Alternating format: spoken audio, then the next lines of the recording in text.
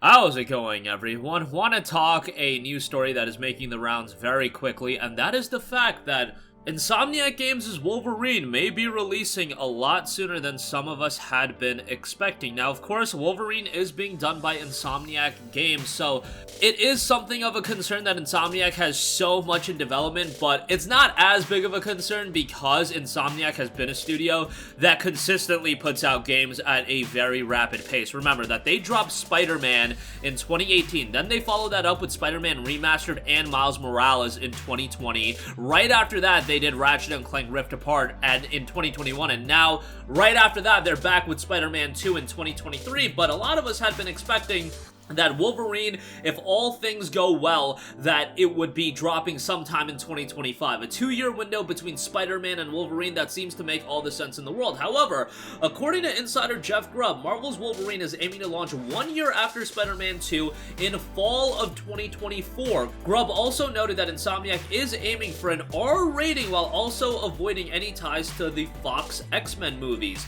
According to Grubb, Insomniac is doing that by using a pre-X-Men Wolverine, and it will be a fully solo experience. And how it'll differ from Spider-Man is the fact that instead of it being a big open world, rather it'll feature several open sections of a world where Spider-Man is just a fully open world title where you can explore anything. I think for Wolverine, several open sections of a world actually makes a lot more sense. Marvel has confirmed that its games won't emulate the MCU by having a connected universe. For example, as noted on TheGamer.com, Midnight Suns will remain separate from the Adventures, which is separate from Guardians of the Galaxy, so the games and the movies are staying in line with their own games. However, I have always been the mindset, you've got Insomniac developing Spider-Man, and you've got Insomniac doing Wolverine. Makes all the sense in the world for Spider-Man and Wolverine to be within the same world. It's not something where you have to tie them in together right away, but what if you do something post-credit after Spider-Man 2 that ties into Wolverine? Or what if you do some sort of teaser with DLC? I don't know. There's a lot of potential there if you do want to develop a world that is encompassing different heroes and different games. I think that makes a lot of sense. But you do also have to note that tonality-wise, Wolverine and Spider-Man, vastly different games. So it does make sense for them also to, you know, have their own titles, have their own franchise, because Spider-Man has a specific tone to it where Wolverine is gonna look to have more of a mature tone to it, and it's going for this R rating. I'm very excited for Wolverine, but it's hard for me to get super excited about games with just cinematic trailers. The idea of an Insomniac-developed Wolverine game, obviously, inherently, that is super exciting. Remember X-Men Origins Wolverine? I actually loved that game, and that was one of those games that, at the time, superhero games weren't really that well received, but that one turned out to be really good. An Insomniac Wolverine game would obviously be on another level, and now the standard has been risen so much for these big-budget superhero titles, where you do have a lot of high-quality ones. Again, you look at Guardians of the Galaxy, you look at Insomniac's own Spider-Man, there's just a lot of quality in these licensed games and these superhero titles now that back a decade and a half ago, really a decade and a half ago, that wasn't the case where superhero games had a lot of quality in them. But Wolverine is something that, if it's aiming fall 2024, I would take that incredibly tentatively right now.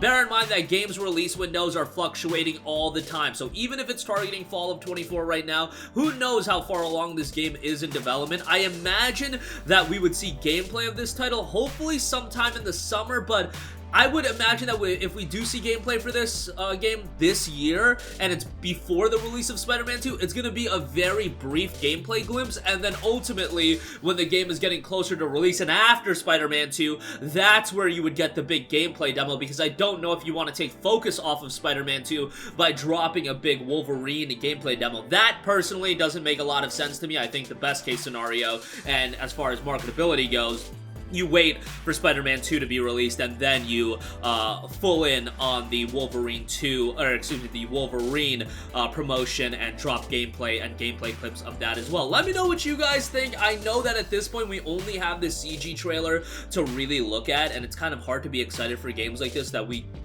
know so little about, and I'm always of the mindset, you know, why are we announcing these games so many years ahead of when they are actually going to come out? I just don't understand that at all. But if this is hitting fall 2024, like, I wouldn't believe it with any other development studio, but Insomniac has been uber consistent when it comes to putting out games in a consistent manner, that when it comes to them, I am a lot more confident in them than most other developers and publishers. But that is gonna do it for me. Let me know all of your thoughts in the comments section down below. Sound off there. Thank you for watching, and goodbye. Hey guys, we hope you enjoyed the video, and if you did, make sure to hit the subscribe button, and if you're already subscribed, do us a favor and hit the bell icon. This way you'll be notified whenever we post a new video. That's the best way to keep up with all of our uploads, and we usually try to upload 2 videos a day. And with the bell icon hit, you'll be notified whenever we do upload a video. As always, thanks for watching.